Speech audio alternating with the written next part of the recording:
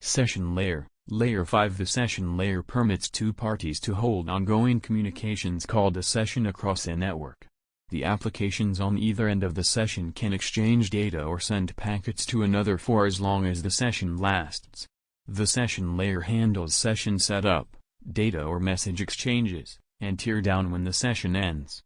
It also monitors session identification so only designated parties can participate and security services to control access to session information.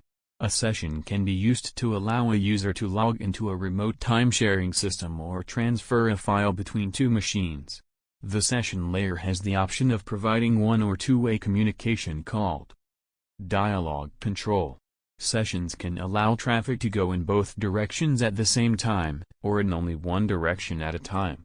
Token management may be used to prevent both sides from attempting the same operation at the same time.